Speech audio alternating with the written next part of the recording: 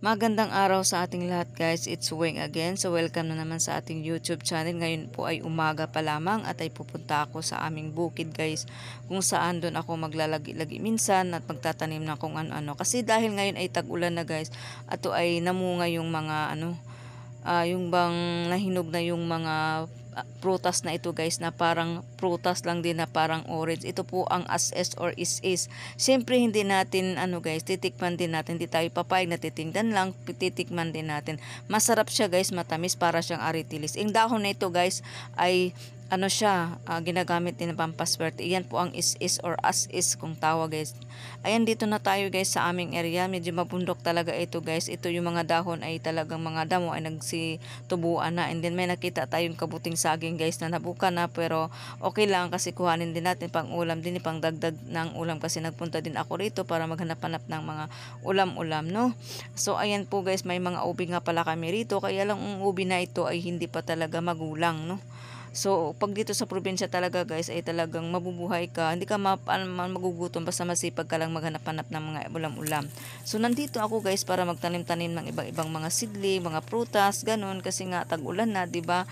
So, para hindi naman mamamatay yung ating mga tanim na mga prutas. So, sana magtuloy ito guys, no? So, ayan, nagtatanim ako ng mga iba't ibang prutas dito guys. Gaya ng atis, langka, kung ano-ano pa. So, balik tayo guys sa aming ubi. Napakaraming ubi rito guys. Alam mo yung ubi kasi yung isang taonan din kasi mag-harvest yan.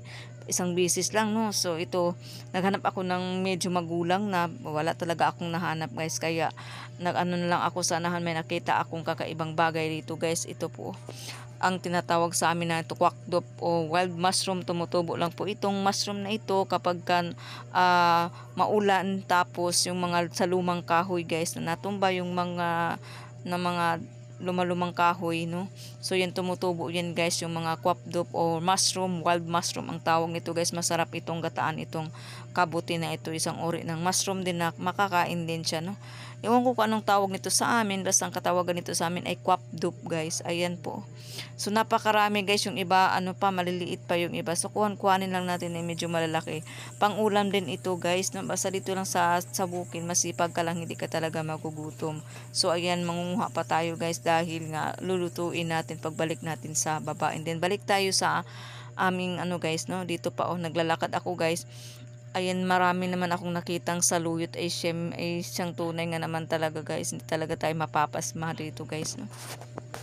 So ayan, ang daming saluyot guys, at ang grabe at ang saya-saya at ang lusog nila. Nung huli kong punta rito guys, yung mga saluyot nito ay nandito na ito.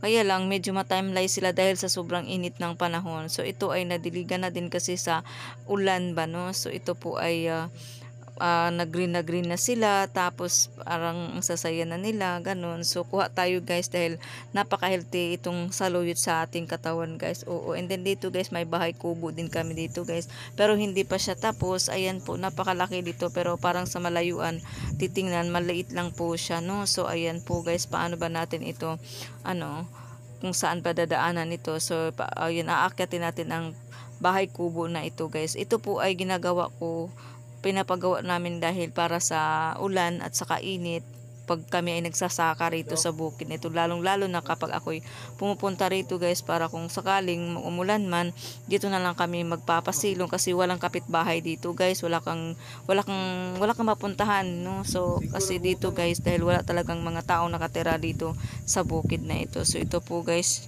nag-video lang ako guys, may daanan dyan, hindi pa siya tapos talaga, masyado pang maraming kulang talaga. Ayan, so baba na tayo guys, papakita ko lang sa inyo yung mga ganap-ganap sa kipong buhay.